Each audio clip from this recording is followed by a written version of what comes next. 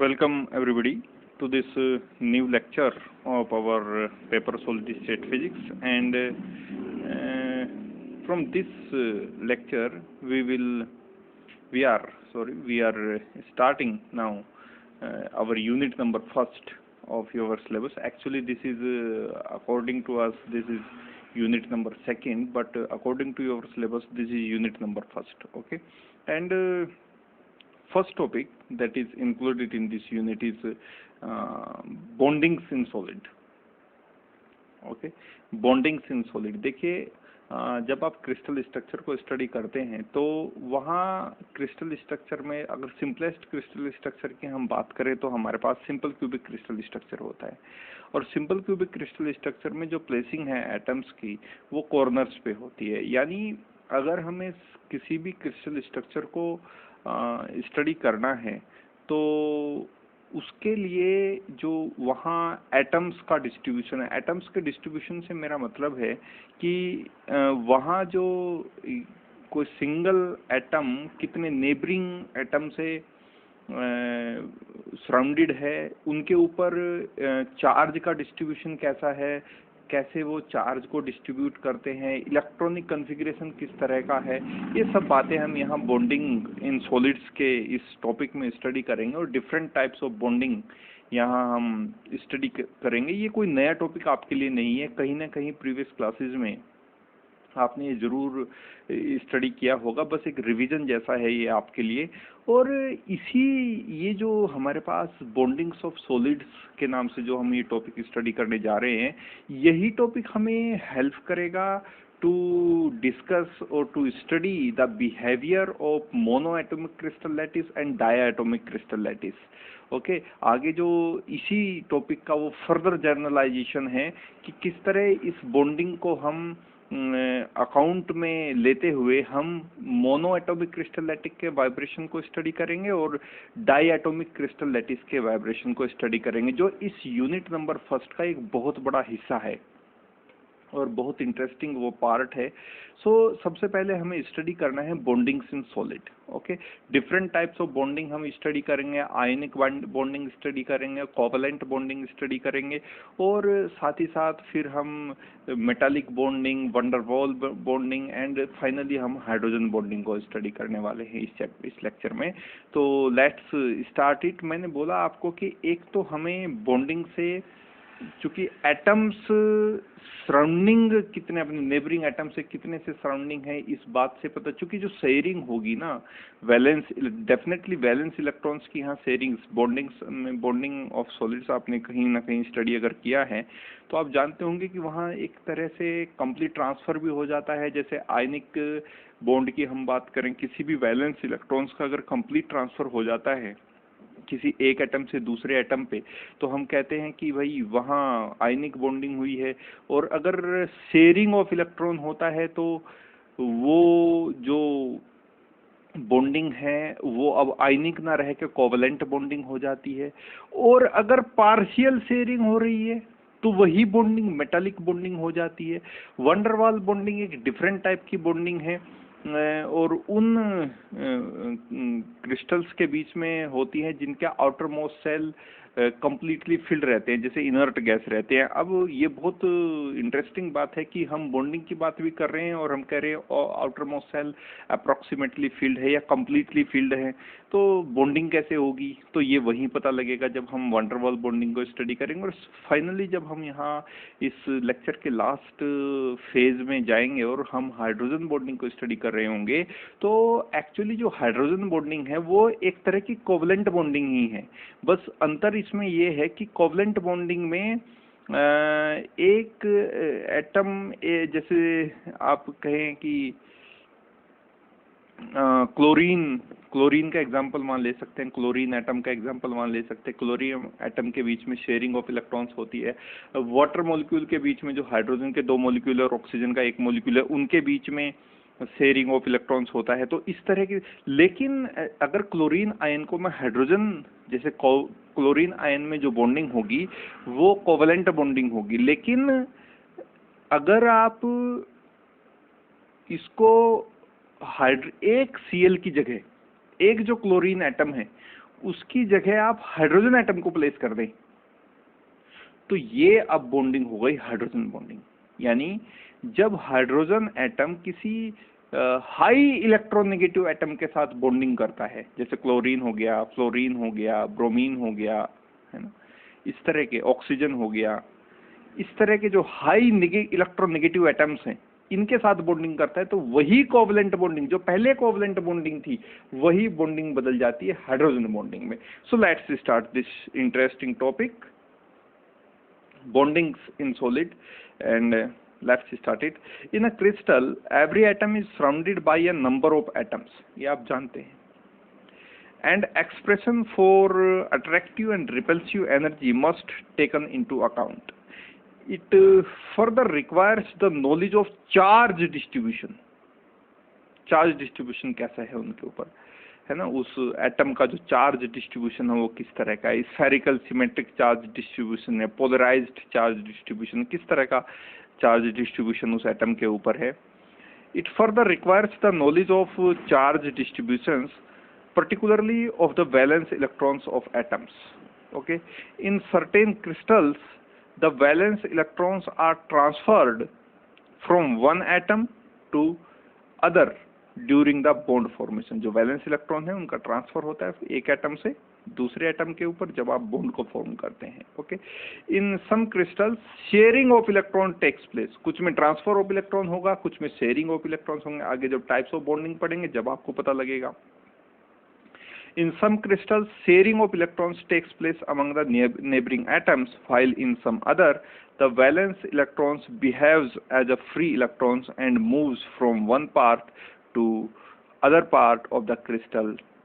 Okay, और इस तरह की जो बॉन्डिंग है मेटालिक बॉन्डिंग है। ये जो लाइन लिखी है ना यहाँ, ये कि in some crystal sharing of electron takes place among the neighbouring atoms, यहाँ तक ठीक है, यहाँ तक ये कोवलेंट बॉन्डिंग है। while in some other the valence electron behaves as free electrons, जब वैलेंस इलेक्ट्रॉन फ्री इलेक्ट्रॉन की तरह बिहेव करना शुरू कर दे तो वो जो बॉन्डिंग है, जो अभी तक कोवलेंट बॉन्डिंग थी, वही मेटालिक बॉन्डिंग हो जाती है।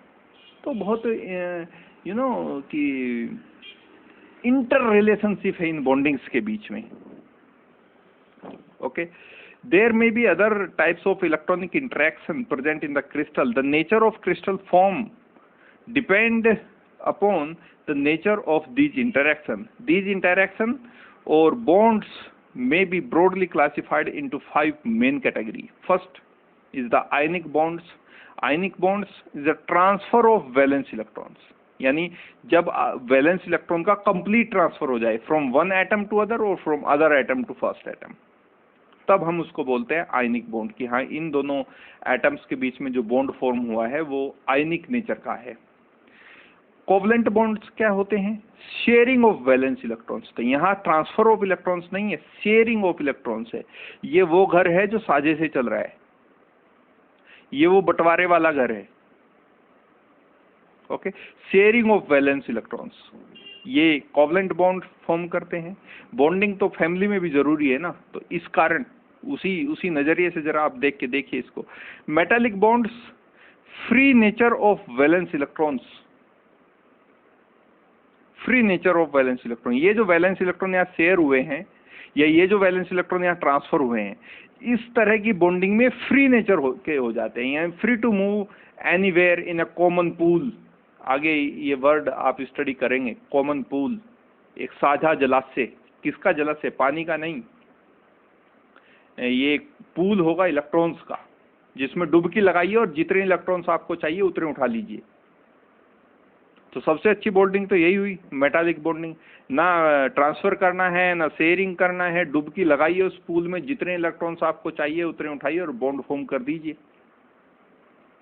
लेकिन ये जो बॉन्ड है मेटालिक बॉन्ड, ये अपने साथ कुछ डिसएडवांटेजेस लेके आता है, और डिसएडवांटेजेस को हम डिस्कस करेंगे जब हम स्टडी करेंगे मेटालिक बॉन्ड को। वंडरवाल बॉन्ड, उन इलेक्ट्रॉन्स के बीच electrons remains associated with original molecules, कहीं नहीं जाते, वो वहीं रहते हैं, अपना जो ओरिजिनल उनका मॉलिक्यूल होता है उसी के पास रहते हैं।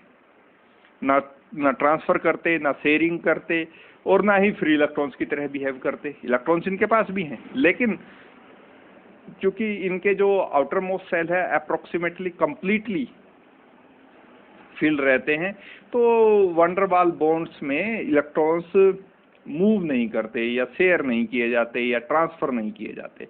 और हाइड्रोजन बॉन्ड फाइनली, और मैंने आपको बताया कि हाइड्रोजन बॉन्ड एक कोवलेंट बॉन्ड ही है, बस अंतर सिर्फ इतना है कि कोवलेंट बॉन्डिंग जिन एटम्स के बीच में हो रही है, अगर उनमें से किसी एक एटम को आप हाइड्रोजन एटम से रिप्लेस कर दें, तो वही बॉन्ड जो अब तक कोवलेंट बॉन्ड था अब हो जाएगा हाइड्रोजन बॉन्ड। ओके, तो इस तरह की क्लासिफिकेशन है बॉन्ड्स की, और ये आपके सिलेबस में इंक्लूड है। So the first 3 types of bond are called primary bonds, and the last 2 types of bonds are called secondary bonds. Okay, ionic bond, covalent bonds, and metallic bonds. These 3 are known as primary bonds, and van der Waals bonds and hydrogen bond are known as secondary bond. So let's begin this session with the introduction of ionic bonds. This. तो ionic bond आपको पता है कि किस तरह से form होगी। ये एक कंप्लीट ट्रांसफर होगा इलेक्ट्रॉन्स के बीच। ओके, 2 एटम्स के बीच वैलेंस इलेक्ट्रॉन का कंप्लीट ट्रांसफर। ये तेरा, ये मेरा, बात खत्म। ओके, और देखिए जितना न्यूटन्स, हालांकि ये मैकेनिक्स नहीं है, पर ये कुछ शर्तें यहाँ मैकेनिक्स की लागू हो रही हैं, तो इसलिए मैं थोड़ा सा डिस्कस करना चाहूँगा। देखिए, आयनिक बॉन्ड या किसी भी तरह का कोई बॉन्ड कब फॉर्म होता है, क्यों फॉर्म करता है, क्या जरूरत है किसी भी एटम को बॉन्ड फॉर्म करने की। तो याद कीजिए न्यूटन्स का first law. Newton's first law states that the law of inertia, if a body is in rest that or in a motion or constant motion, you can say it, then it wants to remain its state unchangeable. Okay, until or unless an external agency or external force acts on the body. Pain है, जब तक इस पर कोई external agency work नहीं करेगी, कोई force external नहीं लगेगा, तब तक ये अपनी पोजीशन को छोड़ेगा नहीं। That is the law of inertia. तो ये जो बॉन्ड फॉर्म हो रहे हैं ना, ये कुछ कुछ उस नेचर से मैच करते हैं। रीजन इज दैट कि देखिए हर एटम्स की एक नेचर होती है, जैसे हर बॉडी की एक नेचर है, हर ऑब्जेक्ट की एक नेचर है कि वो इक्विलिब्रियम स्टेट को लेना चाहता है या प्राप्त करना चाहता है, इक्विलिब्रियम स्टेट में रहना चाहता है। मोशन में है कोई ऑब्जेक्ट, तो मोशन में ही बना रहता है, कांस्टेंट मोशन में बना रहता है। उसे वो स्टेट चेंज नहीं, उसे वो पसंद नहीं है कि वो स्टेट उसकी कोई चेंज करे। अगर कोई ऑब्जेक्ट रेस्ट की पोजीशन में है तो ये चाहता है कि वो रेस्ट में रहे, उसकी इस पोजीशन को कोई चेंज ना करे। तो यही एटम्स के साथ है, जो लॉ ऑफ इनर्शिया हम ऑब्जेक्ट के साथ लगाते हैं, यही यहाँ लॉ ऑफ इनर्शिया एटम्स के साथ है। एटम्स क्या चाहता है, देखिए सबसे अच्छी स्थिति में इनर्ट गैसेज हैं, अगर आप पीरियोडिक टेबल को ध्यान से स्टडी करें तो वहाँ जो सबसे अच्छी स्थिति में है वो इनर्ट गैसेज हैं। तो इनर्ट गैसेज क्या है, वो किसी के साथ रिएक्ट नहीं करती। हालांकि अगर आप वर्ल्ड पॉइंट ऑफ व्यू या नेचर पॉइंट ऑफ व्यू या आप सब्सटेंसेस पॉइंट ऑफ व्यू से सोचे तो ये ठीक नहीं है। पाउलीज एक्सक्लूशन प्रिंसिपल का अगर आप रिजल्ट पढ़ें तो पाउलीज एक्सक्लूशन प्रिंसिपल अगर फॉलो ना हो तो सारे के सारी जो एटम्स है ना वो इनर्ट गैसेज हो जाएंगे और कुछ भी फॉर्म नहीं होगा, ना एटम्स फॉर्म होंगे, ना मॉलिक्यूल फॉर्म होंगे, ना मॉलिक्यूल फॉर्म नहीं होंगे तो सब्सटेंसेस फॉर्म नहीं होंगे, सब्सटेंसेस फॉर्म नहीं होंगे तो लाइफ नहीं चल पाएगी। तो ये स्टेट अच्छी नहीं है, लेकिन हर एटम की एक कोशिश होती है कि किसी तरह, किसी तरीके से मैं एक इनर्ट गैस का एक एक एक आवरण, एक मेरे पास कवच आ जाए, इनर्ट गैस में बन जाऊं। वो इलेक्ट्रॉनिक कॉन्फ़िगरेशन किसी तरह से मुझे अचीव हो जाए।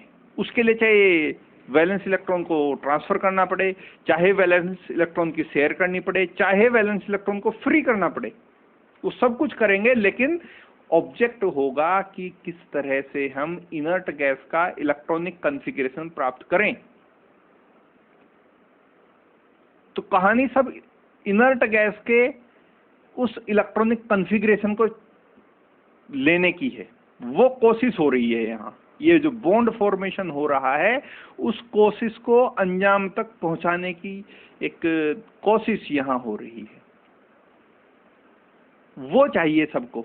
आयनिक बॉन्ड के जो एटम्स आप देखेंगे, वो भी ये कोशिश करेंगे कि किसी तरह से मुझे वो इनर्ट गैस का इलेक्ट्रॉनिक कॉन्फ़िगरेशन मिल जाए।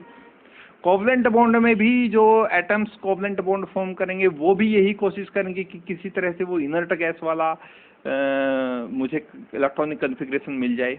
मेटालिक भी, जो मेटालिक सॉलिड्स होते हैं, वो भी ये कोशिश करेंगे कि हाँ मुझे, और वंडरबाल्स तो ऑलरेडी वो इनर्ट गैसेज ही हैं। और हाइड्रोजन में भी यही कोशिश होगी, हाइड्रोजन बॉन्ड के फॉर्मेशन में भी। तो अल्टीमेट टारगेट वही है, द इलेक्ट्रॉनिक कॉन्फ़िगरेशन, और to achieve the electronic configuration of an inert gas. Helium, neon, argon, krypton, xenon, जो पीरियोडिक टेबल में एक कॉलम है, उसका भी हम यूज करेंगे यहाँ। तो ये है बॉन्ड फॉर्मेशन के पीछे की कहानी, जो बहुत कुछ ये डेटा मैच करता है Newton's first law of motion से। तो let's see this causes electronic bonds, sorry, ionic bonds.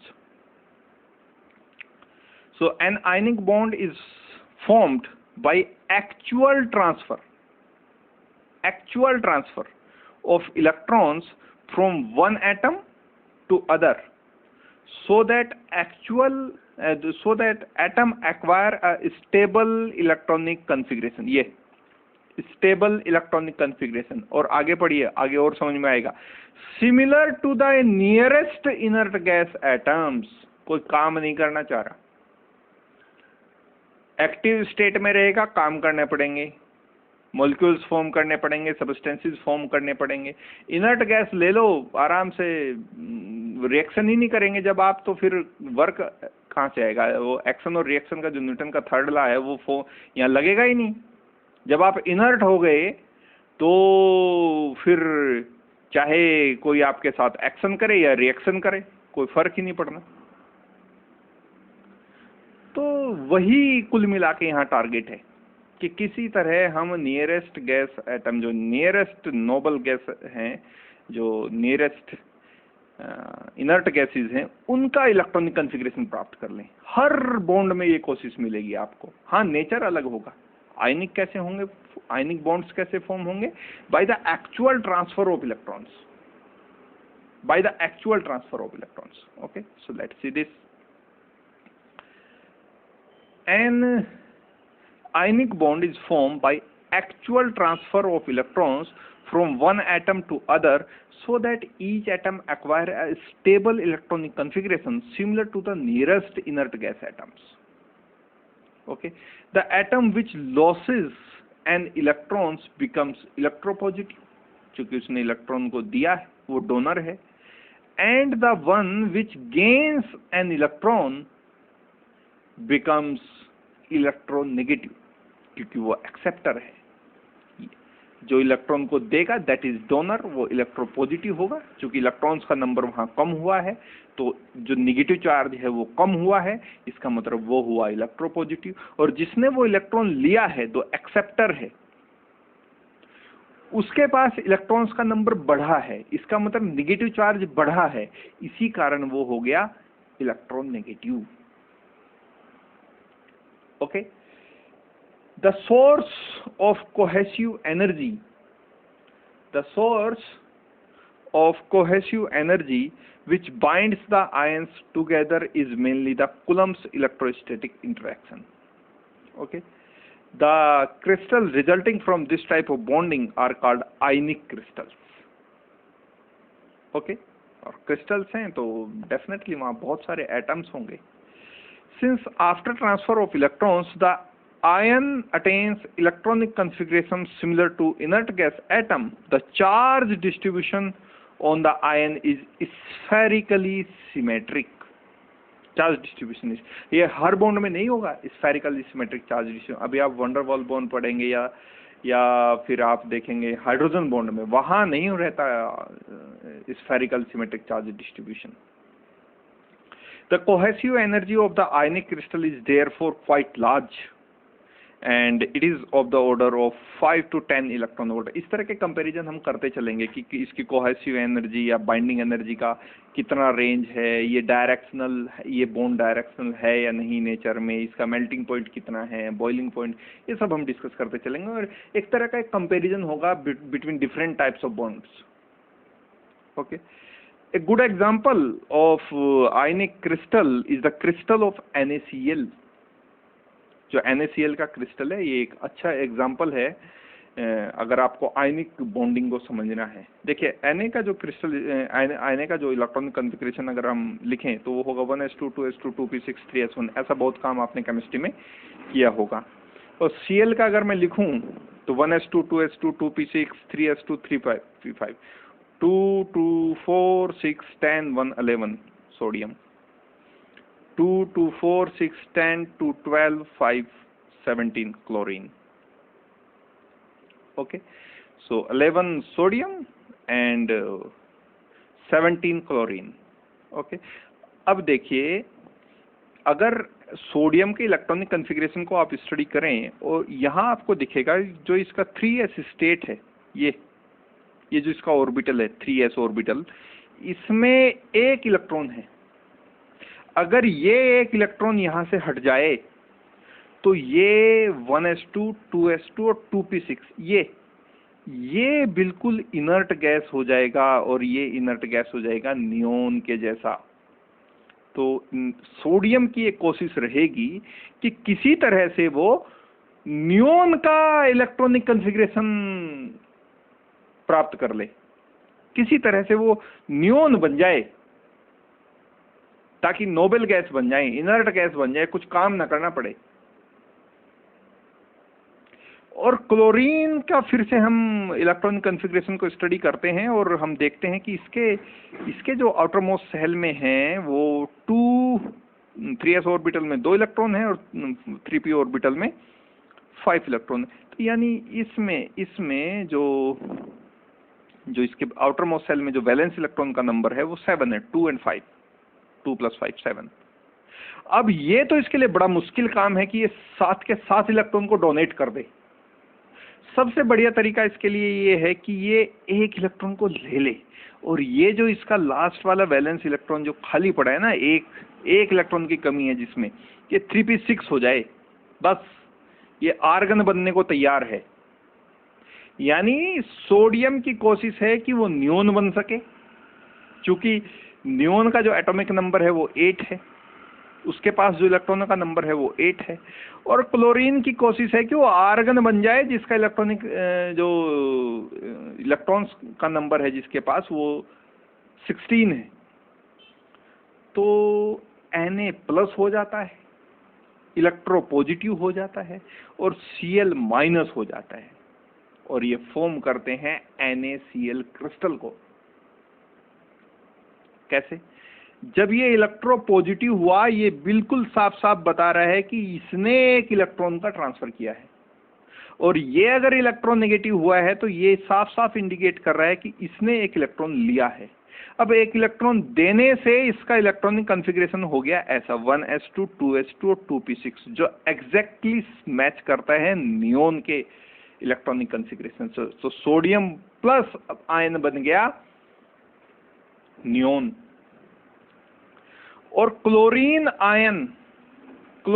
Ion ये बन गया, ये देखिए लास्ट वाले को चेक कीजिए, इसे चेक कीजिए जरा, ये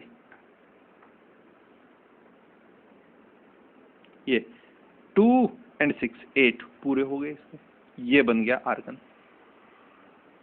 यही चाहते थे सोडियम और क्लोरीन कि किसी तरह से वो इनर्ट गैस का इलेक्ट्रॉनिक कॉन्फ़िगरेशन ले लें बस। तो ले लिया उन्होंने और फॉर्म किया NaCl क्रिस्टल। तो हुआ क्या कि ये जो वैलेंस इलेक्ट्रॉन था सोडियम के पास, इसने इस वैलेंस इलेक्ट्रॉन को कंप्लीटली ट्रांसफर कर दिया Cl क्लोरीन को, और ये बन गए chlorine ion and sodium ion, and in this way they form the ionic bond between them. Ionic bond उन्होंने फॉर्म कर दिया। Okay, as permitted by the radius ratio rule, each sodium ion is surrounded by 6 Cl ions. आप NaCl का crystal structure study करके आए हैं first unit में, तो वहां जरा देखिएगा कि 3 डायमेंशनल में कोई भी आर्बिट्रेरी सोडियम आयन उठाइएगा और उसके आसपास देखिए उसके सराउंडिंग में कितने क्लोरीन आयन हैं, या फिर कोई भी क्लोरीन आयन को उठाइएगा और 3 डायमेंशनल में देखिएगा कि इसके आसपास कितने सोडियम आयन हैं, तो आपको नंबर 6 मिलेगा। सोडियम का स्ट्रक्चर आप स्टडी करके आए, इसलिए मैं आपको ये बात कह रहा हूं। ओके, वैसे रेडियस रेशो रूल ये भी है कि each sodium ion is surrounded by 6 Cl ions, and in turn each Cl ion is surrounded by 6 Na ion and sodium ion to maintain the charge neutrality. Okay, ऐसा अगर आपने कभी liquid drop model, शायद आप study, पता नहीं आपने nuclear में कभी किया कि नहीं किया, या मॉडर्न फिजिक्स में कहीं इंट्रो आया या नहीं आया, वहाँ भी बहुत कुछ ये रेडियस रेशो रूल यूज होता है। लिक्विड ड्रॉप मॉडल को, उसमें हमें सरफेस एनर्जी निकालनी होती है, वॉल्यूम एनर्जी निकालनी होती है। जब हम वॉल्यूम एनर्जी को, तो ये रेडियस रेशो रूल वहाँ भी यूज होता है ना। सो इस तरह से जो एक सोडियम आयन है वो सराउंडेड होगा 6 Cl आयंस के द्वारा, और जो एक Cl आयन होगा वो सराउंडेड होगा by the 6 sodium ion. Okay, thus the coordination number, this ये वर्ड आप यूनिट नंबर 1 में स्टडी करके आए हैं, coordination number, the number of nearest neighbours. Thus the coordination number, the number of nearest neighbor of each ion, either it is sodium or chlorine, is 6. The binding energy per molecule for sodium chloride is 7.8 electron volt, और ये बहुत ज्यादा है, ये बहुत ज्यादा है, 7.8 electron volt. Okay, some other example of ionic crystal, potassium chloride है, सीजियम क्लोराइड है, Al2O3 है, एल्यूमिनियम ऑक्साइड जिसे हम बोलते हैं। तो ये एग्जाम्पल्स हैं जो फॉलो करते हैं आयनिक बॉन्डिंग को, या इनके बीच में जो बॉन्डिंग्स होंगी वो आयनिक बॉन्डिंग होंगी। Okay, since ionic crystal have large binding energy, these are hard and exhibit high melting and high boiling point. Binding energy ज्यादा होगी तो डेफिनेटली वो हार्ड ही होगा, है ना। At normal temperature, these are poor conductors of electricity, but conductivity increase with increase in temperature. Normal temperature पे poor conductors हैं, लेकिन जैसे ही आप टेम्परेचर इंक्रीज करेंगे तो इनकी जो कंडक्टिविटी है, तो टेम्परेचर इंक्रीज करने के साथ साथ ये इंक्रीज हो जाती है। Okay, these crystals are generally transparent to the visible light but exhibit characteristic absorption peaks in infrared region. These are also soluble in polar solvents like water, sodium chloride, नमक को घोल के देखे पानी में, तुरंत घुल जाता है। तो सोलुबल है पोलर सोलवेंट्स में, जैसे वाटर एक पोलर सोलवेंट है ना, पोलर मॉलिक्यूल। तो ये था आयनिक बॉन्डिंग के बारे में कि किस तरह से हम आयनिक बॉन्ड्स को समझ सकते हैं। तो आयनिक बॉन्ड के बाद जब हम स्टडी कर चुके हैं आयनिक बॉन्ड को, जो तो कंक्लूजन लाइन है वो ये है कि यहां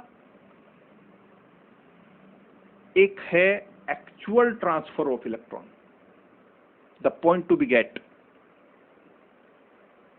actual transfer of electrons. Second,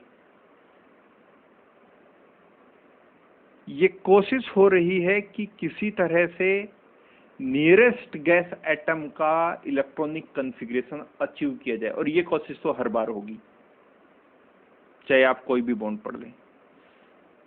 high melting boiling point होती है ड्यू टू, क्योंकि इनकी बाइंडिंग एनर्जी काफी हाई है। ठीक है। सेकंड जो बॉन्ड हम यहाँ स्टडी करने जा रहे हैं वो कोवलेंट बॉन्ड्स हैं, और कोवलेंट बॉन्ड का जो फॉर्मेशन का तरीका है वो बिल्कुल एंटायरली डिफरेंट है as compare to the ionic bond. Covalent bonds कभी भी ऐसे एटम्स के बीच में फॉर्म नहीं होंगे जहां से एक्चुअल ट्रांसफर ऑफ इलेक्ट्रॉन होकर कोई बॉन्ड बन सके। वो हमेशा ऐसे एटम्स के बीच में फॉर्म होंगे जहां एक्चुअल ट्रांसफर ऑफ इलेक्ट्रॉन से बॉन्ड फॉर्म नहीं होता, नहीं तो वो आयनिक ही नहीं बन जाता।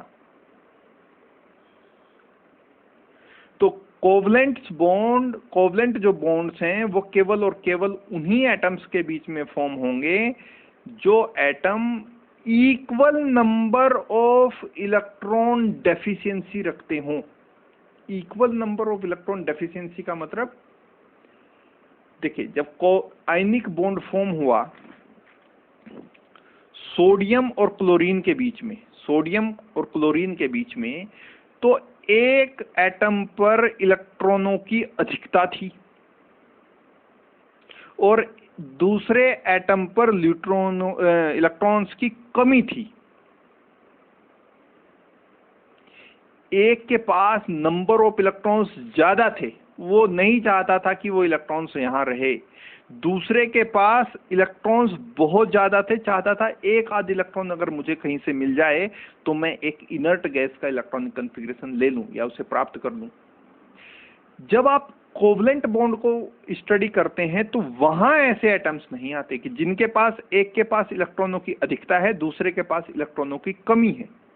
वहां ऐसे एटम्स आप स्टडी करेंगे जिन दोनों के पास इलेक्ट्रॉनों की कमी है। वो एटम्स जिनके दोनों के पास इलेक्ट्रॉन्स की कमी हो, ऐसे दो एटम्स फॉर्म करेंगे कोवलेंट बॉन्ड्स।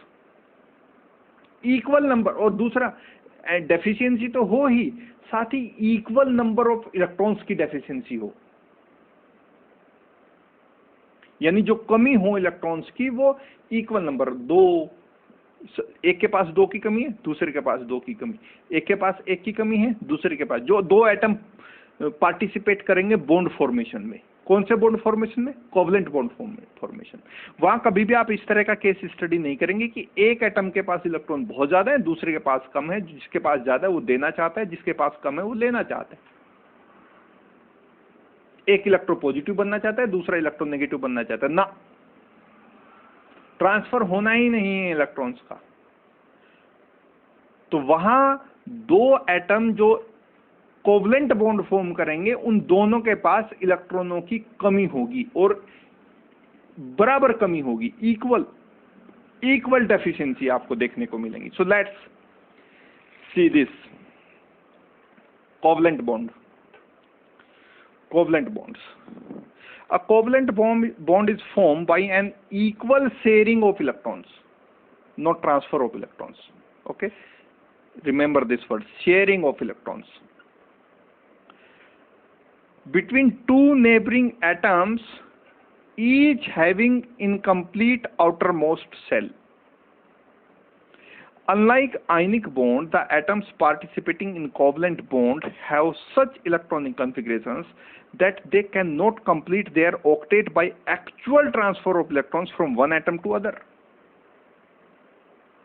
तो उसके उनके जो इलेक्ट्रॉनिक कॉन्फ़िगरेशन होते हैं, जो कोवलेंट बॉन्ड फॉर्मेशन में जो एटम्स पार्टिसिपेट करते हैं, वो कुछ इस तरह के होते हैं कि एक्चुअल ट्रांसफर ऑफ इलेक्ट्रॉन करके वो अपने ऑक्टेट को पूरा नहीं कर सकते, नहीं तो वो ऐसा कर देते। सबसे आसान तरीका है एक डोनर बन जाओ, दूसरा एक्सेप्टर बन जाओ, लेकिन ये जो कोवलेंट बॉन्ड में एटम्स पार्टिसिपेट करेंगे ये ऐसे नहीं होते, तभी तो उन्होंने शेयर किया। A covalent bond is formed between similar or dissimilar atom. Similar भी हो सकते हैं एटम्स जो दो बॉन्ड फॉर्मेशन करें। सिमिलर जैसे क्लोरीन हो सकता है, क्लोरीन क्लोरीन, दो क्लोरीन एटम Cl2 बना दें, या डिसिमिलर भी हो सकते हैं। आगे हम पढ़ेंगे जैसे हाइड्रोजन और ऑक्सीजन, दो हाइड्रोजन के एटम और एक ऑक्सीजन का एटम आपस में मिलके वाटर बना दें, तो एक हाइड्रोजन हुआ दूसरा ऑक्सीजन हुआ, यहाँ डिसिमिलर हो गई एटम। क्लोरीन क्लोरीन मिलकर क्लोरीन Cl2 बना रहे हैं, वहाँ सेम है एटम। तो ये जो शेयरिंग हो रही है ना, शेयरिंग हो रही है, जो कोवलेंट बॉन्ड फॉर्म हो रहा है शेयरिंग ऑफ इलेक्ट्रॉन से। ओके, कोवलेंट बॉन्ड किससे फॉर्म होता है? शेयरिंग ऑफ इलेक्ट्रॉन से। तो ये जो कोवलेंट बॉन्ड फॉर्म हो रहा है शेयरिंग ऑफ इलेक्ट्रॉन से, इनमें इसमें जो एटम्स पार्टिसिपेट करेंगे वो सिमिलर भी हो सकते हैं, एक जैसे भी हो सकते हैं, और डिसिमिलर भी हो सकते हैं, अलग अलग भी हो सकते हैं। So a covalent bond is formed between similar or dissimilar atoms, each having a deficiency of an equal number of electrons. ये बहुत इंपॉर्टेंट लाइन है, क्योंकि आयनिक बॉन्ड में ये लाइन नहीं लिखी जा सकती कि each atom have a deficiency of equal number of atoms। हाँ, इस क्लोरीन एटम के लिए जरूर ये लाइन आप लिख सकते हैं, इस क्लोरीन एटम के लिए जरूर ये लाइन लिख सकते हैं आप कि this chlorine atom has a deficiency of electron of number equal to 1। इसे अपना ऑक्टेट अगर ये पूरा करना है, लास्ट वाला ऑक्टेट पूरा करना है, तो डेफिनेटली इसे एक इलेक्ट्रॉन चाहिए। उस इलेक्ट्रॉन की कमी ये सोडियम एटम से एक्चुअल ट्रांसफर ऑफ इलेक्ट्रॉन से पूरा कर लेती है। ओके, तो एक बड़ी इंपॉर्टेंट लाइन है, that A covalent bond is formed between similar or dissimilar atoms, each having a deficiency of an equal number of electrons. When two atoms each having a deficiency of one electron come so close that their electronic cells starts overlapping, the original atomic charge distribution of atoms are distorted and each atom transfer its unpaired electron to the common space between the atoms. The common space contains a pair of electrons which belongs equally to both atoms and serves to complete the outermost shell of each atom. ठीक है, तो एक atom, ये एक atom, ये दूसरा atom, ये एक दूसरे के इतने पास आ गए कि इनके जो इलेक्ट्रॉनिक सेल्स हैं वो आपस में ओवरलैप कर गए, ऐसे आपस में ओवरलैप कर गए। ये एक एटम, ये दूसरा एटम, इतने पास आए कि एक दूसरे के ऊपर ओवरलैप कर गए, और ये जो बॉन्ड अब फॉर्म हुआ है ये कहलाता है कोवलेंट बॉन्ड। और ये जो कॉमन स्पेस है दोनों के बीच में, यहां होती है शेयरिंग। ये दोनों हाथ जहां एक दूसरे के ऊपर हैं, ये जो कॉमन स्पेस है यहां होती है शेयरिंग, और वो दोनों एटम इस पेयर ऑफ इलेक्ट्रॉन को जो उन्होंने शेयर किया है, क्योंकि हम एक ऐसा एग्जांपल ले रहे हैं जिसमें दो ऐसे एटम को कंसीडर किया गया है जिनके पास एक ही इलेक्ट्रॉन की deficiency of 1 electron.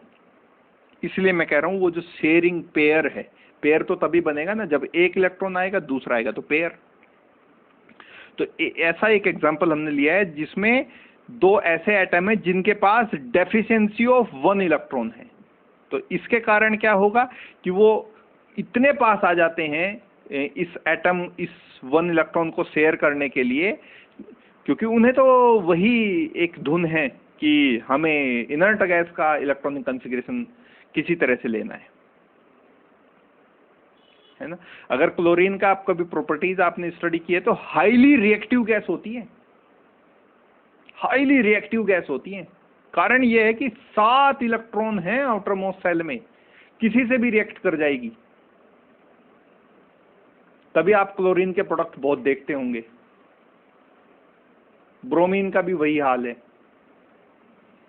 Highly electronegative होने के कारण बहुत ज्यादा रिएक्टिव है, बहुत ज्यादा रिएक्टिव है। तो इसकी बहुत कोशिश है कि किसी तरह से मैं इनर्ट गैस का इलेक्ट्रॉन कॉन्फ़िगरेशन यहाँ एक्वायर कर लूं। ओके, तो इतने क्लोज आ जाते हैं दोनों एटम्स, जो एक इलेक्ट्रॉन जिनके पास डेफिशिएंसी है, एक इलेक्ट्रॉन की डेफिशिएंसी है, कि इनके इलेक्ट्रॉनिक जो सेल्स हैं वो ओवरलैप करने शुरू हो जाते हैं, है ना। इनके जो इलेक्ट्रॉनिक सेल्स हैं वो ओवरलैप, ऐसे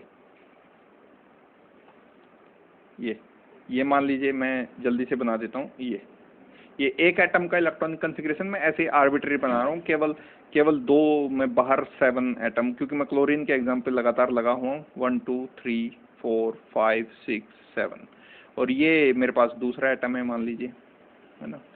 1 2 3 4 5 6 7, ठीक है। इसके पास भी 7 है आउटर मोस्ट सेल में, और इसके पास भी 7 है आउटर मोस्ट सेल में। तो होता क्या है कि इसे पता है कि अगर यहाँ से ये एक भेज देगा या यहाँ से ये एक भेज देगा तो कोई काम नहीं होने वाला। बताइए, बन जाएगा क्या, ऑक्टेट इनके कंप्लीट हो जाएंगे क्या? ये आउटर मोस्ट सेल की कंडीशन है। इसके पास भी जो इलेक्ट्रॉन्स का नंबर है वो 7 है, और इसके पास भी जो इलेक्ट्रॉन्स का नंबर है वो 7 है। तो क्या है, अगर ये एक्चुअल ट्रांसफर कर लें इलेक्ट्रॉन का, क्या ऑक्टेट कंप्लीट हो जाएंगे? नहीं हो जाएंगे। ये एक यहाँ भेज दे, इसका ऑक्टेट तो पूरा हो जाएगा, पर ये जो का तो रह जाएगा।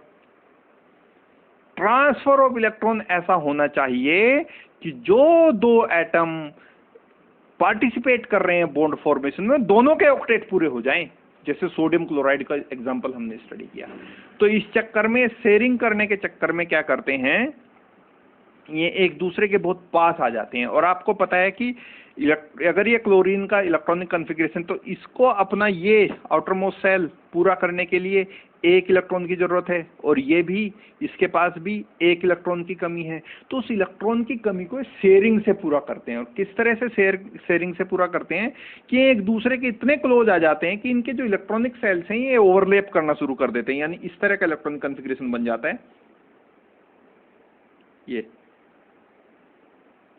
ऐसा, तो ये स्ट्रक्चर आपने स्टडी किया हुआ। ये मैं बाहर वाला बनाना चाह रहा हूँ।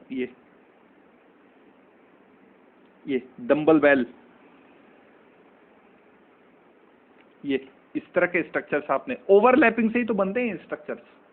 केमिस्ट्री में आपने कहीं ना कहीं स्टडी किया होगा।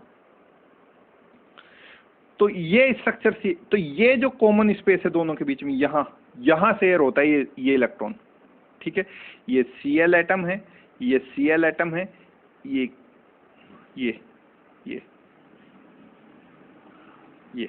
अब देखिए, इसके पास 2 2 4 2 6 और 2, ये ऐसे अपने इलेक्ट्रॉन आउटर मोस्ट सेल को कंप्लीट करता है, और ये ऐसे अपने आउटर मोस्ट सेल को। तो ये हुआ इन दोनों के बीच में कॉमन स्पेस। ये तो 2 2 4 2 6 2 8 इसका आउटर मोस्ट सेल कंप्लीट, 2 2 4 2 6 2 8 इसका आउटर मोस्ट सेल कंप्लीट। और जो रिजल्टेंट फिगर बनी हमें, ये बन गई डंबल बेल। ये तो इस तरह से इतने क्लोज आ जाते हैं एक दूसरे के for sharing of this electron. एक इसने शेयर किया, ये इसका इलेक्ट्रॉन है, और ये इसका इलेक्ट्रॉन है, और इन दोनों को सर्व किया कि हाँ, जब तुझे जरूरत है तो तू यूज कर ले, जब तुझे जरूरत है तो तू यूज कर ले। इस तरह से कोवलेंट बॉन्ड का फॉर्मेशन हो जाता है। इस तरह से कोवलेंट बॉन्ड का फॉर्मेशन हो जाता है। ओके, सो ऐसे 2 एटम का हम एग्जांपल चूंकि लेके चल रहे हैं जिनके पास जो डेफिशिएंसी ऑफ इलेक्ट्रॉन्स है वो केवल 1 है। क्लोरीन को हम फ्रिक्वेंटली बार बार यूज कर रहे हैं इसी कारण। This is what meant by sharing of electrons. तो ये जो कॉमन स्पेस में शेयर हुआ है इलेक्ट्रॉन पेयर, ये दोनों एटम्स के लिए एक कॉमन पेयर की तरह बिहेव करता है। दोनों एटम को ऐसा लगता है कि उनका जो आउटर मोस्ट सेल है वो कंप्लीट हो गया है। तो इसी प्रोसेस को हम कहते हैं शेयरिंग ऑफ इलेक्ट्रॉन्स। इसी प्रोसेस को हम क्या बोलते हैं? Sharing of electrons. The sharing is effective if shared electrons have opposite spins. अगर जो शेयर्ड इलेक्ट्रॉन्स हैं उनकी स्पिन्स अपोजिट हैं तो हम कहते हैं कि ये जो शेयरिंग है ये इफेक्टिव है। रीजन क्या है? क्योंकि जब स्पिन अपोजिट होगी दोनों इलेक्ट्रॉन्स की, ये जो शेयर हुए हैं इलेक्ट्रॉन्स, ये जो शेयर हुए हैं ये इन इलेक्ट्रॉन्स की एक की स्पिन अगर डाउन है तो दूसरे की जो स्पिन है वो अप होनी चाहिए। रीजन इज दैट तब ये अट्रैक्टिव नेचर के होंगे। इनके पास जो इस केस में, in such a case the atoms attract each other and a covalent bond is form. तो अगर स्पिन इनकी अपोजिट है तो ये अच्छा रहता है उस एटम के लिए। Okay, so in such a case the atoms attract to each other. किस केस में? If the sharing is effective if shared electrons have opposite spins. In such a case, the atoms attract each other and a covalent bond is formed. Since the participating atoms have same valence state, this bond is also called as valence bond.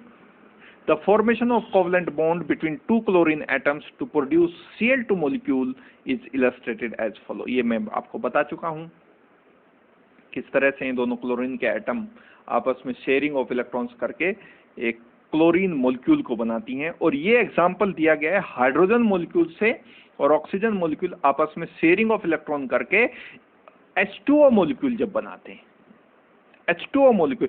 तो ये देखिए, ये वाला part,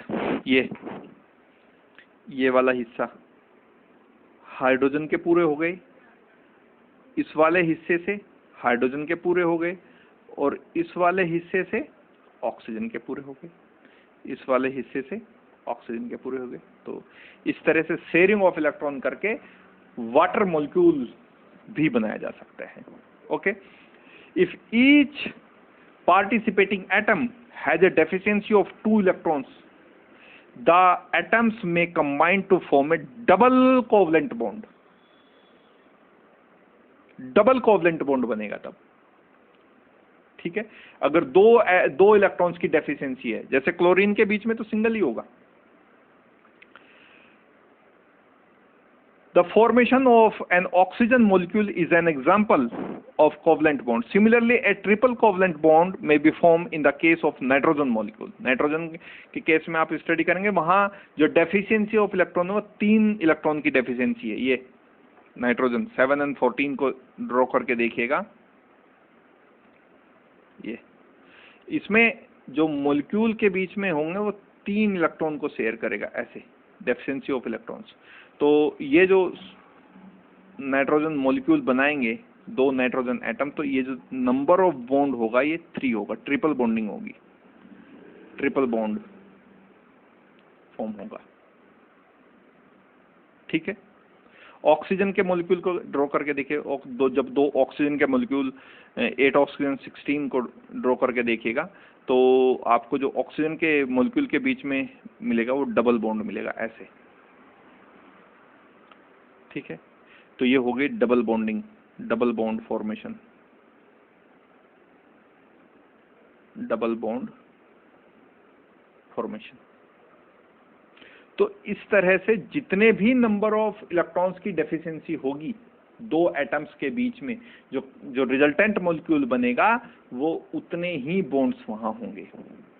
एक formula भी है इसके लिए, the number of covalent bonds of an atom formed is determined by 8 minus n rule। ये क्या है 8 minus n rule? n, पहले n को समझ लीजिए, आपको 8 minus n rule समझ में आ जाएगा। n क्या है? n is the number of column not row, number of column of periodic table to which the atoms belongs। ये वो नंबर है जिससे वो पर्टिकुलर एटम बिलोंग करता है पीरियोडिक टेबल में, उस कॉलम का नंबर है। जैसे ऑक्सीजन का एग्जांपल है, ये 6th ग्रुप से बिलोंग करता है ऑक्सीजन, तो इसका जो n का नंबर हुआ 6 हुआ।